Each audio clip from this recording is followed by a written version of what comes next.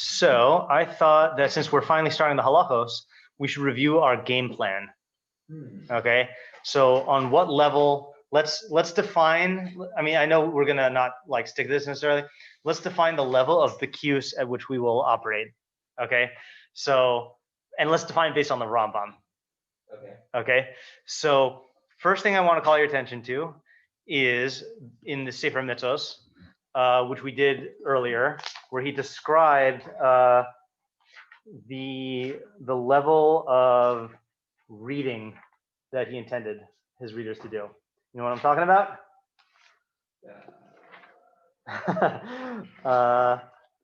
Okay, so, and I'm not,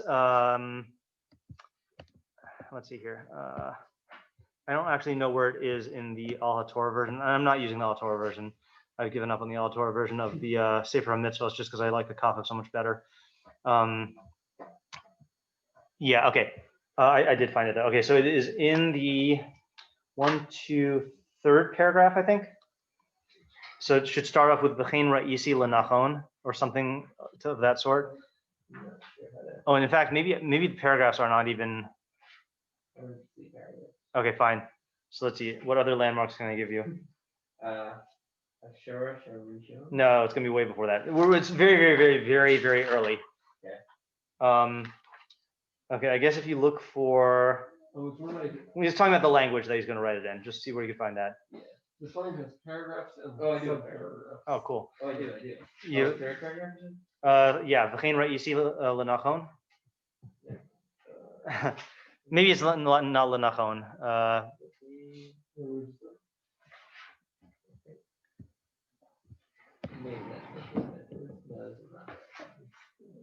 All right. If you can't find it, then that's not. We're not going to be dwelling on this. Yeah. Wow. Were you like way deeper into the Hakdama than? I was like, okay, cool. Okay. Yeah, cool. Okay. So again, I'm reading from a different translation. I'm pretty sure. So I've got. So this is when he's talking about the language to write the Mishneh Torah in. So I saw fit to not write it in the language of Tanakh, because that language is too restrictive. Okay, I thought you were looking up as you were going to say something. Too restrictive for us today to complete all the needs of the laws. I also will not write it in the language of the Talmud. Because the only people who understand it today are individuals, and there remain words that are difficult even to people who are experts in Talmud.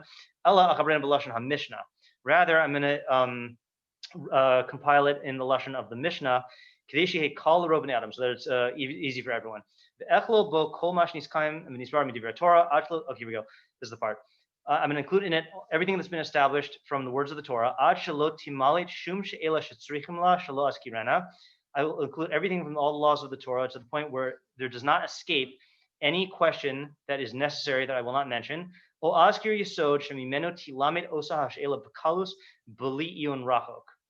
Or that I will mention the foundation from which you can learn that question, meaning the answer to that question, bekalus, easily, without iyun rachok, without distance learning. No, without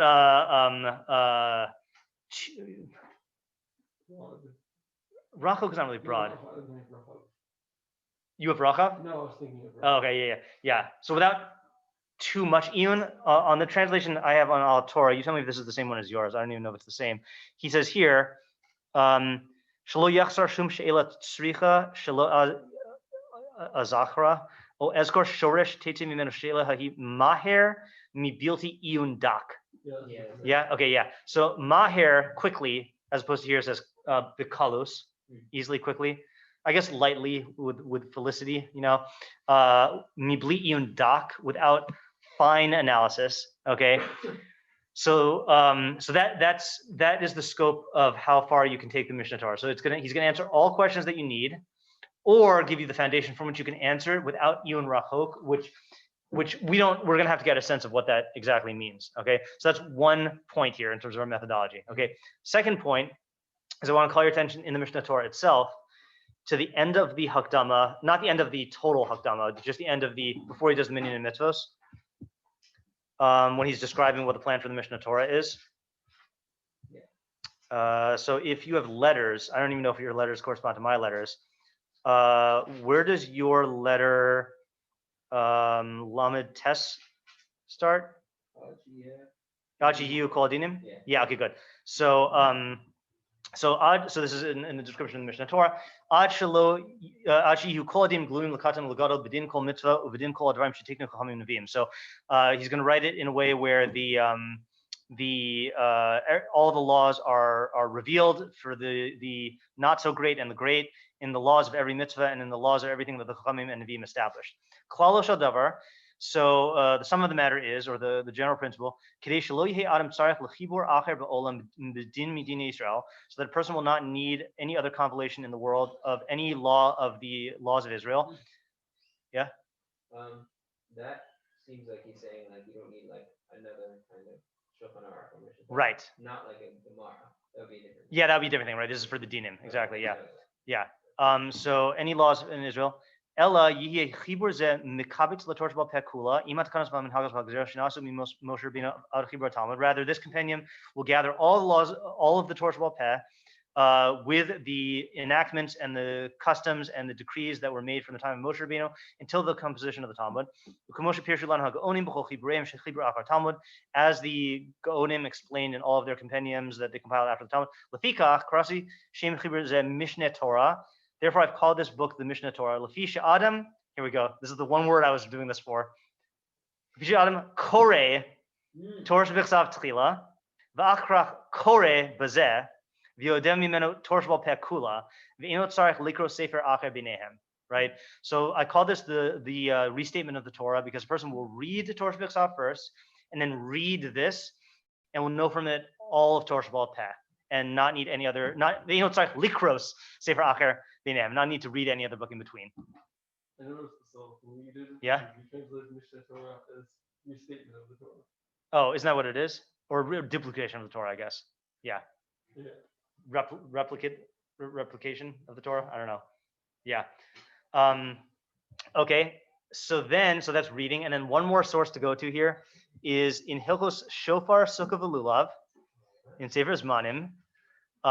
In Perek Vav, halacha tes.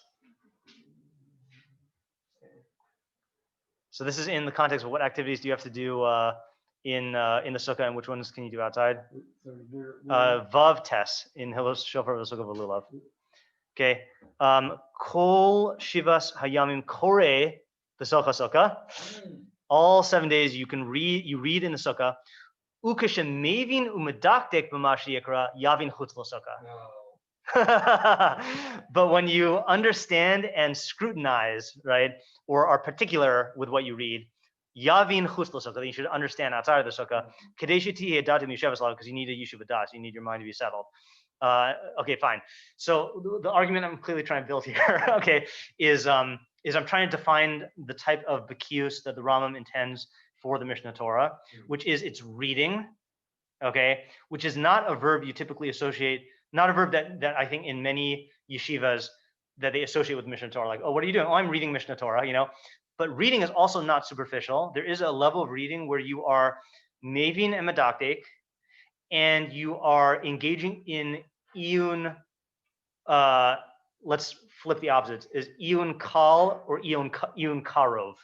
Okay, as opposed to iyun, I guess iyun rachok, or like right, or kasha, I guess, the opposite of call, you know. Okay, so that's one methodological foundation that I want this to rest on, which is what we've been doing so far. But the reason I'm saying this now is because I think there are going to be certain people who are starting or restarting the series from the beginning here, because we're actually learning halachos now, and I feel like with halachos, then there is a greater tendency, especially in Hilchos Yesodei Torah, to like just go on infinitely or go into the sugya in depth, you know. And I just want some like parameters that I'm stating at the outset for what we intend to do. So that's not necessarily that's the sole intention of the Rambam. No. Like he is acknowledging that you could just read it and then you'll have all of that. Yeah, but I am saying though that this is definitely the plan. This is definitely what he wants, what he envisions people doing. They could use it in other ways. For example, like in his letter, one of his letters we read in the beginning of the year, when he said that like he, advises that the way you learn is you take the Rif and you take the Rambam and you compare the two and you think about wherever there's differences. Like that's using the Mishneh Torah in a different way. But this is like primary intention. I guess one aspect of the primary intention which we're not doing, which I feel guilty about. Memorizing it? What? Memorizing it? No. Oh, you can do that on your own time if you want. Is he does say Korah b'torah b'ksav tiliv Korah b'zeh, and we did note that at the very beginning of the Mishneh Torah, when he defines what Torah Shabbat is, he says it is and this is in halacha Aleph. Kol mitzvot shenitnu lo Moshe b'Sinai b'firusha nitnu shnemar v'etan halacha es luchos ha'emen Torah v'mitzvah. Torah zo Torah b'ksav u'mitzvah zo pirusha. So Torah is the written Torah, mitzvah is its explanation. V'tzivanu lasos Torah al pia mitzvah, and we're commanded to do the Torah according to the mitzvah. U'mitzvah zo hiya nikras Torah Shabbat peh, and this mitzvah is called Torah Shabbat peh. So when he says for the Mishneh Torah you should read Torah b'ksav and then read this, and no Torah Shabbat peh kula, the proper way to do that is to read this, to read the Mishneh Torah as a perush of Torah b'ksav. Okay, so the only reason I'm not doing that is because that to me would be learning Torah b'ksav. And that's what the Rambam envisions for, like, when you split your day in thirds and you do a third Torah b'ksav, a third Torah Shabbat peh, and a third Talmud. They all are related, but with the Torah b'ksav, you're really focusing on Torah b'ksav per se, and then that's like your groundwork for the Torah Shabbat peh. And I just think if we opened it up to Torah b'ksav, it would just change the nature of what we're doing here. It wouldn't be a Rambam Bekius shiur, it would be a Torah Bekius shiur. So this is one foundation that I have. Second foundation is that we are going to not limit ourselves to the Mishneh Torah, but we will use all of the Rambam's works when necessary, including works that were before and after, just to expand our knowledge or to like fill in gaps. Even though he did hold that the Mishneh Torah could be a standalone thing, then he does.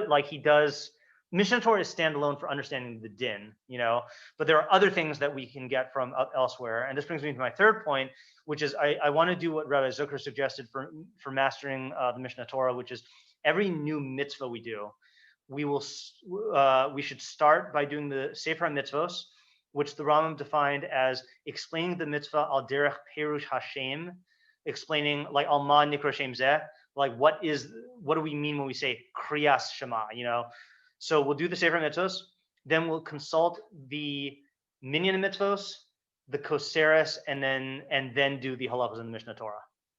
So we'll do it with every mitzvah we do. What about the Hilchos Yesodei? Halachos Esfarim is the same as the Koseres in the actual section, so we won't actually need to like flip back to that part. Yeah, same wording.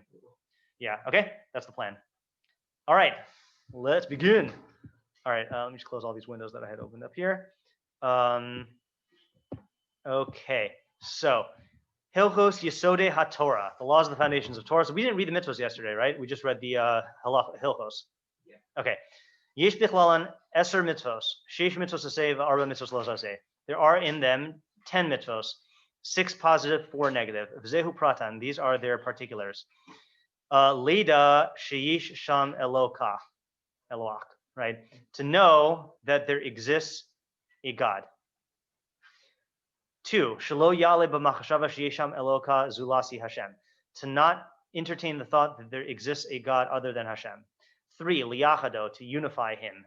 4, le'ahavo, to love Him. 5, liyira mimenu, to be in awe of Him. 6, l'kadesh shemo, to sanctify His name. 7, shelo l'chalal es shemo, to not desecrate His name. 8, shelo la'abed dvarim shenikra shemo alehen, to not erase or destroy things that His name is proclaimed upon. 9, lishmo min hanavi hamadaber bishmo, to listen to or obey the Navi who speaks in His name. 10, shelo l'nasoso, not to test him, not to test the Navi. Ubir mitzvos elu b'prakim elu, and the explanation of these mitzvos is in these prakim. We're not going to go through all the things I said right now. We're going to do it as we encounter the mitzvah.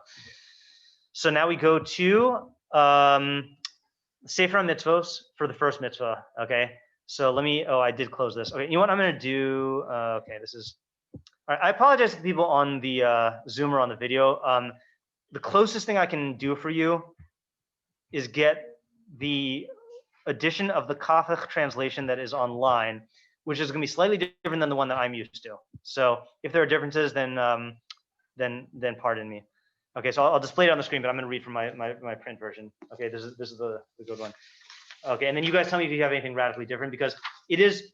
Look, I mean, this is a whole thing, right? But like the Rambam has a letter about translations, about how like the translator doesn't stick to the words; he goes based on the ideas. And not that I know Chachamim rankings, but like we do know that Ibn Tibon, was. Do you know which Ibn Tibon translated the Sefer Mitzvos? Is it Yehuda or Shmuel?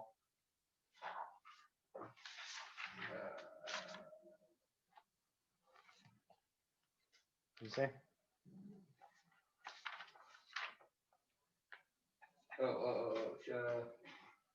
Shaul. Oh, Shaul. Interesting.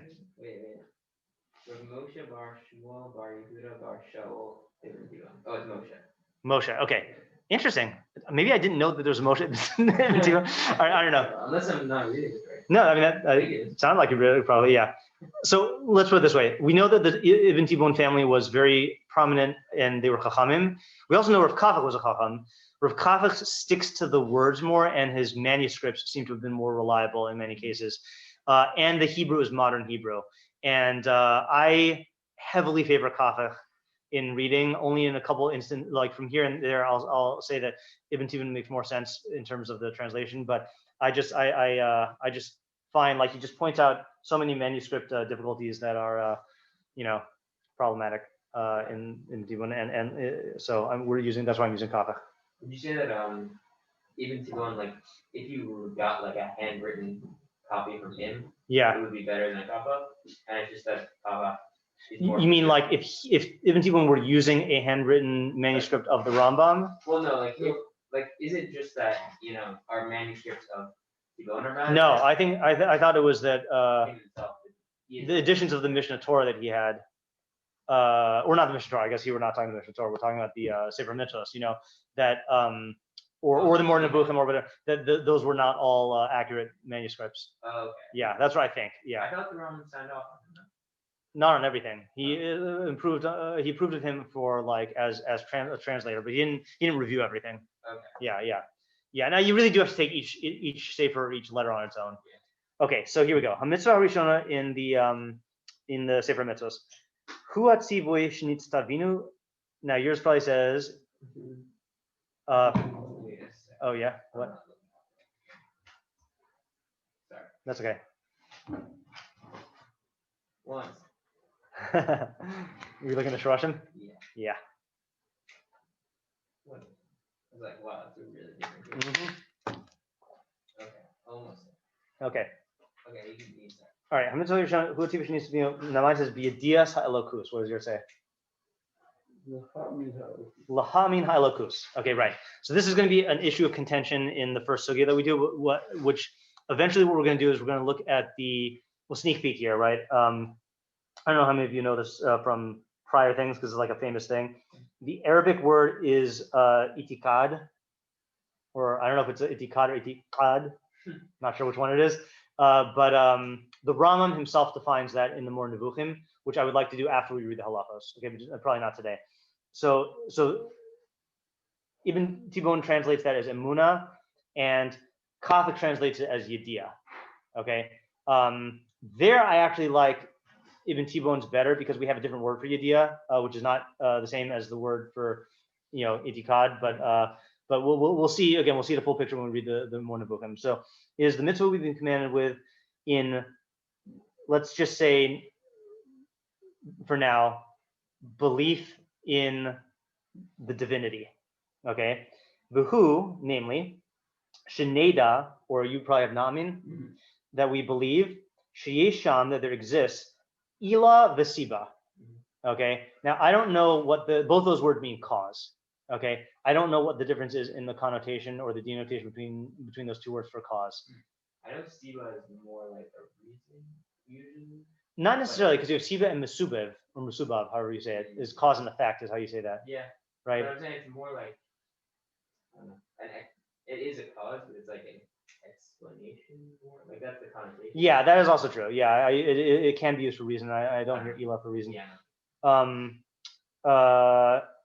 Unless, hold on, let's verify this. Keep your place. Go to the Rambam in Hilchos Yesodei. We did a little change of pace here. Or actually, sorry, I think it's in Tamura. It's the end of Sefer Korbanos. Last halacha in Hilchos Yesodei. Which of the 5 paragraphs? The last. Let's see. Good question. Hold on. Yeah, I just want to see. Maybe it's not here. Maybe it's in. No, sorry. It is. I meant Me'ilah. Sorry. Yeah, I always get mixed up which of the things he says here and which of the things he says in Me'ilah. That's in. It's in. That's the at the end of Sefer Avoda. What, you didn't memorize the structure? Okay, Sefer Avoda, Hilchos Me'ilah.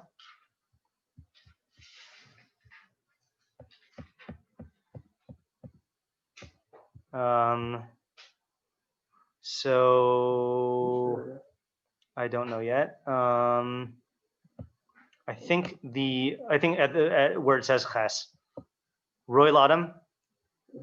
Yeah, lihis.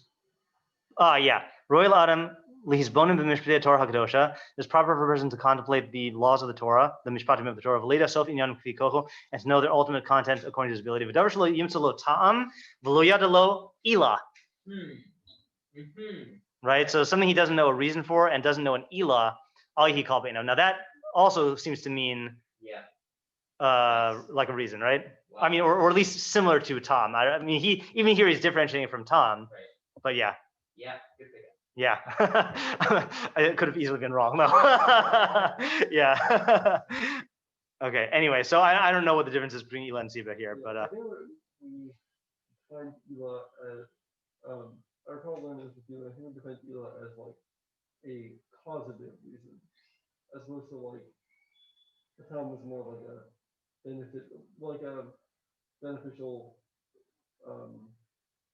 purpose of it existing. Right. So that might be in terms of mitzvos. I do remember that, but this is in terms of existence, right? So here I don't know what to make of that. Siva and Ilah, right? Yeah. Okay. So let's go back to Sefer mitzvos here. The who. Sorry. So to know that there is to believe that there is a divinity, namely that we should believe that there exists a cause and a cause, only one of them though. Hu hapoel es kol hanimtzaim. He's the one who do you have poel there also? Yeah. Now this is another thing I don't know. Okay, poel versus we'll see in a little while in the Mishneh Torah he uses mamtzi. Mamtzi is to bring into mitzius, right? Bring to existence. Poel is like this weird word that kind of functions like ose or yotzer ubore or mamtzi. I don't know the connotation of poel though. He makes what? Like activate might be good. Yeah, activate actually might be good. Poel es kol hanimtzaim. He activates all of the existences. Yeah, existences activate. V'hu amru yis'ala Anochi Hashem Elokecha. And this is his statement. I am Hashem your God. Right. So that's the source of the mitzvah. Okay. Uvasov Gemara Makos, and at the end of the Gemara Makos, Amru, they said. So this is Rosimlai, I believe. That's weird. There's no aleph in mine, just Kumar. Yeah. Oh, yours also? Yeah, I don't know why. Sheish me'os u'shlosh esrei mitzvos ne'emru lo Moshe b'Sinai. 613 mitzvos. Sorry. Yeah, 613 mitzvos were said to Moshe at Sinai. Mikra. What is the pasuk? Torah tzivalan Moshe. Moshe commanded us the Torah. Klomar Minyan Torah, meaning the numerical value of Torah, the word Torah, which is 611. V'hikshu al zeh v'amru Torah b'gematria hachi havai shis me'al v'chadsrei havai. Right. So is the gematria of Torah that? No, it's 611. Right. Silly. V'haisa hatshuva. So the answer in the Gemara is Anochi Hashem Elokecha v'lo yeh lecha mipi chavurah shamaum. So that they heard, I am Hashem your God, and you shall not have other gods before me, from the mouth of the Almighty. Hinei nisbar lecha. So it's clear to you from here. Ki Anochi Hashem michlal sheish me'os u'shlosh esrei mitzvos. That Anochi Hashem Elokecha is included in the 613. Hu atzivoy leida k'moshe b'yarna, and it is the commandment to know, as we have explained. Okay, so far it's very interesting. He includes the Gemara Makos here because he doesn't justify the counting of the mitzvah in all of the mitzvos. In fact, that's why he wrote the Shirashim, right? So he doesn't have to justify it. So like, in other words, apparently, I mean, just on the surface, even after you read the Shirashim, you wouldn't necessarily know that Chazal held that this is a mitzvah until you have the Gemara in Makos that counts it in the 613. Right. Very interesting. And the weird thing is that he's including this in his in the paragraph. Like this, that doesn't define the mitzvah. Like, is it in order to fulfill the mitzvah? Do you need to know that it's a mitzvah in BP chavurah? Like, I don't think so. You know. Well, I do know. I was just doing the Rambam. Yeah. And he was saying that we talking about like the Nuffering and how like they hold that like that Anochi is not a mitzvah. Oh, doesn't the Ramban himself doesn't hold that? No, I think he does. Oh, really? Yeah, he said he calls them like fools. Really interesting. I thought that was I don't know what I'm thinking of then. I thought that was one of the famous machlokim about whether the Ramban holds that Anochi is a mitzvah. I could be wrong about that though. Yeah. Yeah. We can check afterwards at some point. Okay. But that were you saying that in regards to my question about Yeah, I'm saying like that's what the Rambam was trying to justify it. Like this is if you just read the Torah straight, it wouldn't necessarily seem like a mitzvah. Right. I mean, yeah. One of the questions is that that Rabbi Chait asks is like, how is that lashon tzivui? Right. Like if I say I'm Matt Schneeweiss, I'm not. You wouldn't say, okay, how do I do it? like you know, it's yeah, it's not lashon tzivui. Yeah. Yeah, it's one of the things that like whenever I hear someone say like the mitzvah of Anochi, yeah, it always like hits my ear weird because it doesn't sound like a mitzvah. Yeah, right. Okay, so now let's look at the oh, I closed all the wrong things. Hold on. Maybe you could just read me. I'm not going to look it up. Can you look at the Minyan mitzvos? Yeah. Yeah. So what was it? It's number 1. Yes. Mitzvah Rishona mi mitzvah ta'ase. Yeah. Leida she'yisham aloka. Okay, so Leida she'yisham aloka. So that's so Leida she'yisham aloka. So I think what Kafich was doing in the Sefer mitzvos is he's trying to use the same verb, Leida she'yisham aloka. Although here he did say it is weird that this and yours also said elokus, right? Like divinity. Yeah. Right? It's all the lamed hey vav stuff. Yeah. Yeah. Right? I mean, it's just he could have just easily said to know that there is a God, but like to know that there's divinity. I mean, as yeah, I don't know. Thing that is divine. Yeah, I mean, especially because he does go on to define it. Yeah. Right? Yeah. All right. So now let's do Yesodei Torah. Hilchos Yesodei Torah, or the Koseres, which we read already, right? Which was also Leida she'yisham aloka, right? That's the same as the Minyan mitzvos. All right, now let's do the first halacha. Yeah. About the Minyan mitzvos, I would imagine it's probably something, but he says mitzvah rishona mitzvah ta'ase. Yeah. I think we noted that when we first read it, right? Yeah. The mitzvah rishona as opposed to just listing the number, and then he says it also by lo yeh lecha, right? Mitzvah rishona mi mitzvah ta'ase.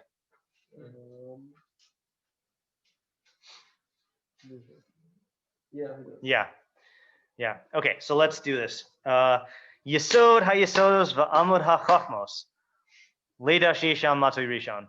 The foundation of foundations and the pillar of sciences, or however you want to translate chachmos, wisdoms, branches of wisdom, I think is how I like translating it, is to know that there exists a first existence. Also don't know what the difference is between matsui and nimsa. I was thinking about it in the car. So these are car thoughts. These are not research thoughts. And I was thinking nimsa is, I don't know my grammar, but like nimsa is you are saying like, that, like to me, nimsa has more of the feel of like that which has been endowed with existence. Like nichtav is that which has been written. Yes, that is the subject of the mitzvah. Yeah. But matsui just means existence. Right. Yeah. So nimtza is that which exists, maybe, and matzoi is existence. But there's a first existence. If we had to, And Momsi is a causer. and mamti is the causer of existence. Yeah. And just in terms of our goal here, Yeah. are we asking questions like, why is this true that it's the Amra couple? Yeah, we will do that after we finish reading it. Yeah. I think what I want to do for today is let's just read the first 5 halachos because that, first 6 halachos because that comprises everything, so that we get the full view, and then we'll go back and analyze with Ian Kal. Yeah. All right. V'hu mamtzi kol hanimtza, and he, I think this is in present tense, which is I think why poel being activates is good. He brings he causes existence Right. In all of that which exists. Yeah. Okay. I think there are bad versions of the Rambam that have mamtzi kol nimtza. This is kol ha nimtza. What's it? Mamtzi kol nimtza means he actualizes every existence. Okay. This is he actualizes existence in its entirety. Ha nimtza, the entirety of existence. Yeah, the whole shebang, big bang. Yeah. V'chol hanimtziim. Oh, and I should actually, since I made the joke, when I say so this is not. I think it's going to become clear from here later on. This is not a reference to creation, right? And that's why another reason why activates all existence is good. There's in fact a good word coined by Mortimer Adler that so annihilate means to take something and reduce it to nothingness, right? But we use the word annihilate very loosely. Like if I smash something up and burn it, I haven't actually annihilated it, I've just transformed it into a different kind of matter. But to truly annihilate something would be to reduce it to nothingness, okay? And then we use the word, the phrase in Latin, ex nihilo, creation ex nihilo, for creating something out of nothing. So Adler created a verb to ex-nihilate, okay, which means to bring into existence everything or to bring into existence out of nothing. But he says that there are 2 types of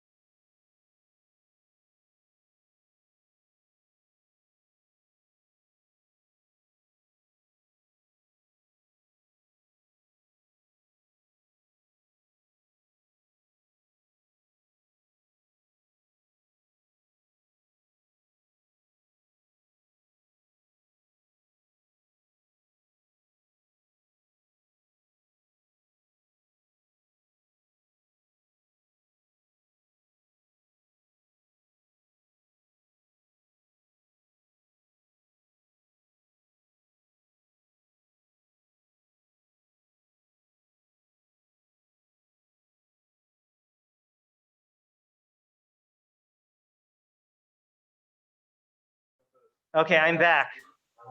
That was the first time we've ever had a blue screen of death in the middle of a Zoom share. So first time for everything.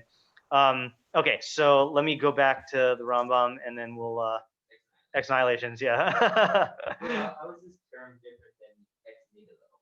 Ex nihilo is an adjective or an adverb created. He created ex nihilo. I don't know Latin like well enough to to know the I grammar. think it's an adverb. Yeah, so he wanted to make it into a verb. Okay. You know, Ex nihilate. to ex-annihilate. You know, so as I was saying, there's two types of ex-annihilation. There's ex-annihilation as an act of bringing it into existence out of non-existence. Then there's also ex-annihilation of maintaining it in existence and preventing it from becoming nothing. So I believe, maybe I'm already prejudicing you, but I believe that we'll see from the Rambam that he really means in the maintenance way. I think. Okay, so let's see here. So he says, I was gonna say that activate. yeah, To me, it actually has like the opposite connotation. It sounds like let's say like when you turn on a light switch, then you activated the light, and now it's actualize. I mean, that sounds like there's potential, but yeah. If you had a word for actualize that captured the connotation of creating the potential in the first place, like ultimately actualizing, you know, like, I don't know how to say it. Yeah, but that still, it's hard to say without acknowledging that there is a potential there, you know? Yeah. Okay, so metaphorically holds no. yeah. So so he causes existence of all the existence. V'chol hanimtzeim min shemayim v'aretz u'ma shebenehem lo nimtzeu ela me'amitas himatzao. And all of the existences from heaven and earth and everything in between only exist because of the reality of his existence. That's how I'm translating me'amitas himatzao from the, you know, I don't think truth. I think reality is a better translation of that there. And what is and that does that just mean from his existence or? That's a good question. I mean, why does he even need to say a word there at all? Why not just ela me'amitas lo nimtzeu ela mi mitziusa or something? Yeah, yeah, it's a good question. Yeah, okay, good. So we'll again, let's just get a broad view and then we'll go back. I'd say from the fact of his existence, meaning that if he were to know it. But Yeah, v'im yale al das shehu enu matzui, and if one could entertain the thought, or yale al das, if he brings it to mind that he is not existing, ein davar acher yachol lihimatzaos, then nothing, no other thing could exist.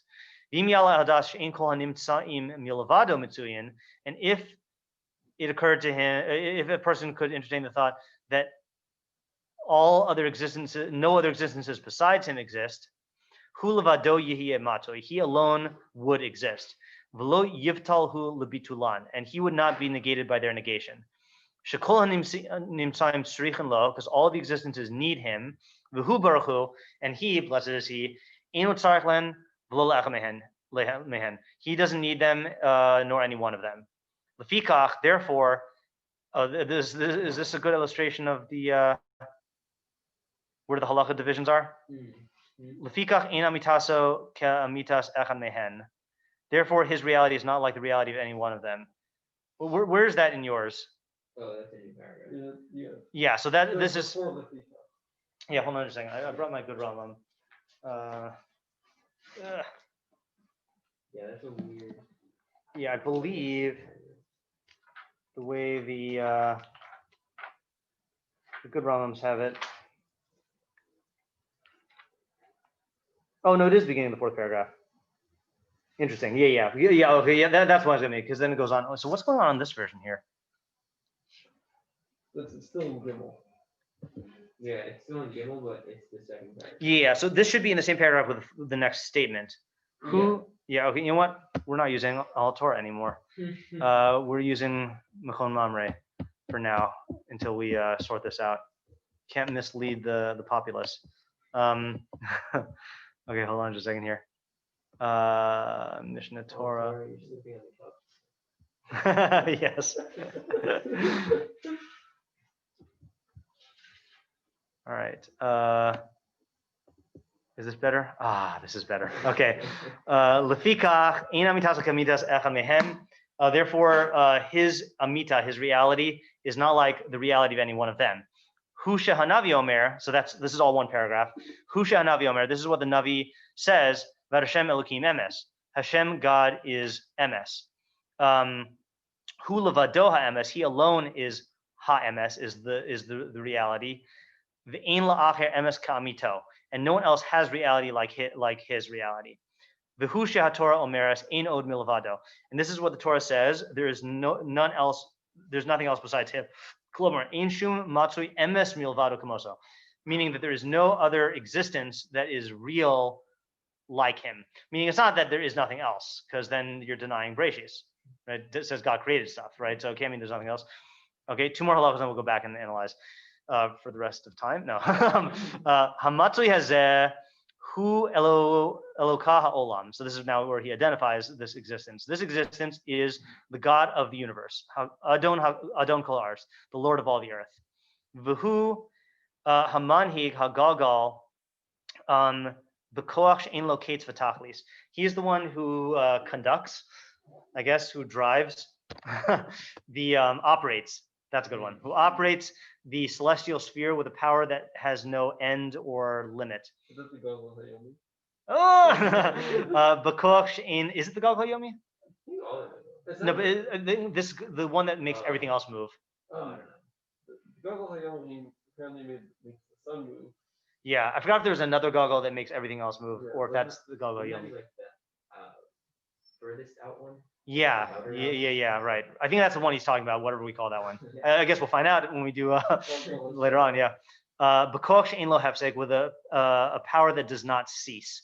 Shal galgal sovev tamid, because the sphere rotates continually. The efshar she'yisov below masabev, and it's impossible for it to rotate without a rotator.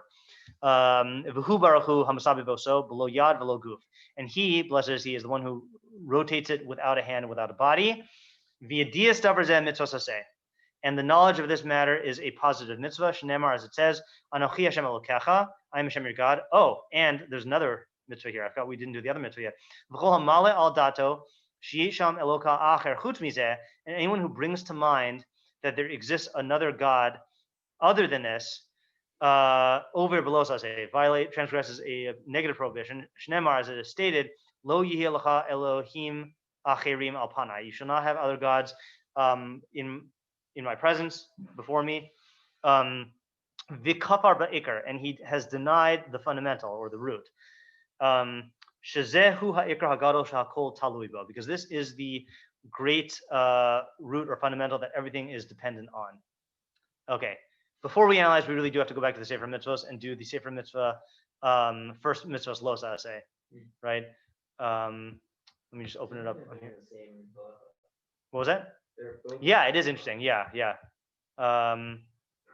Okay, lo ta'aseh aleph. Oh, it's shorter. I'm just opening it up in the context here. Don't open to the negative shirashim. And by the negative shirashim, I mean the bahag. Oh! All right. Tell me when you got it. You can't read the Bible, it's closed. Nice. Yeshayahu would high five you. Okay, got it? Yeah. All right. Harishona mi mitzvos lo ta'aseh. He azhara shehus harnu mila ha'alos al datenu. Sheish Elohus lizulaso yishala. This might shed light on why he used Elohus for the first one. So we're prohibited from bringing to mind that there exists divinity to another. Elohus lizulaso. Does yours have Yisale? Yeah. Which, how do we translate this It's a then? modifier of Zulaso. Oh, other than him, Yisale. Exactly. He who is exalted, basically. Yeah, right. Yeah. V'hu amru, and this is what they said. Yisromim miliyaches lo amira. Wow, that's quite a statement. May he be exalted above ascribing to him speech. So this is not amru, this is amro. This is his statement. Wait, we don't have that. Oh, let's look at my footnote where it says you don't have it. Arba milim ela ein ma'amar muskar. This is like a bracketed phrase. Kivan she'amar v'hu amro histayeg miyad mimusag amir b'yachas l'Hashem. Once the Rambam says his statement, then he recoils from the notion of speech in relation to God. Also hamuvan hayadu alanu, in the same sense that we have it. And this is only a euphemism for the knowledge that flows from Hashem to the Nabi. I guess he doesn't say that you don't have it. You just don't have it. Okay. Wait, so what is it? So he says Amro, God's statement, and he says Yisromim miliaches lo amira. May God be exalted from us ascribing speech to him. Oh, Yeah. we have yes apostrophe. Yeah, And then it says asay dal. Is it a say dalad? Yeah. So if you need to do asay dal. Yeah, say dog. What does that even mean?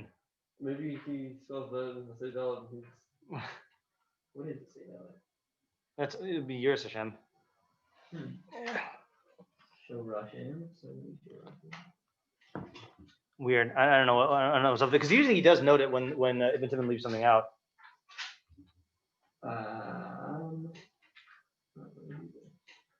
Okay. Okay. Yeah, I don't know what that is. What's up with that? Okay, fine. Let's just finish reading this. Yeah. What was the phrase? It was Yisromen miliachas lo amira. Yeah, I don't see it. No. Okay. Yeah, I'm just trying to think of if the brackets could mean something equivalent to this, but I doubt it. Yeah. Oh wait. What are the letters in the brackets again? It says asay dal. Oh, it's the letters Aleph, Sin, Hey, Daled. Aleph, Sin, Hey, Daled.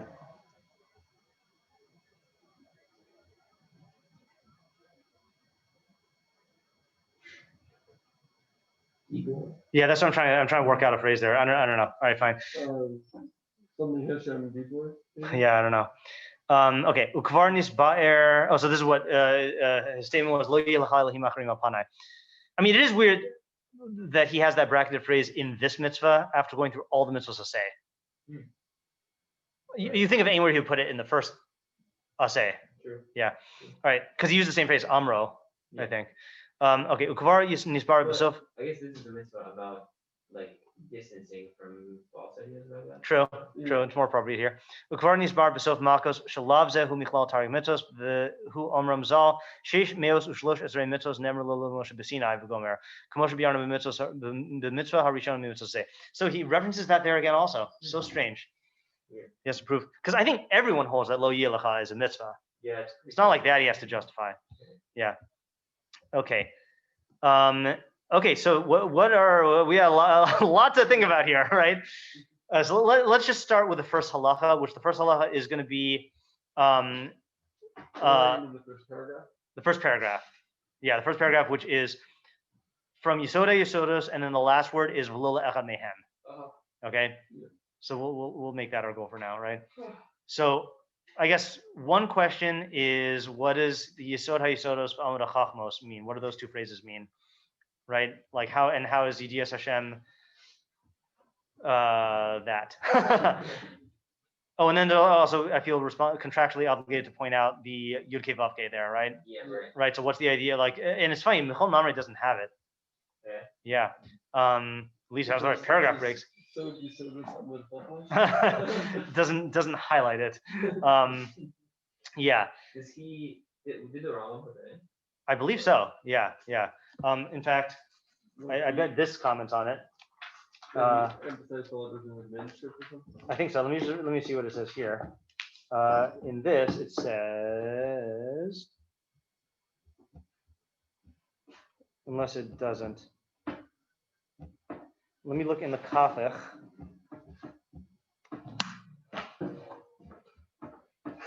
It is ironic that even when you have the good Rambam, you still need like 3 different good Rambams in order to like get the full picture. But no Ian Rocco. No Ian Rachok. Yeah, I shouldn't have had to stand up. Yeah.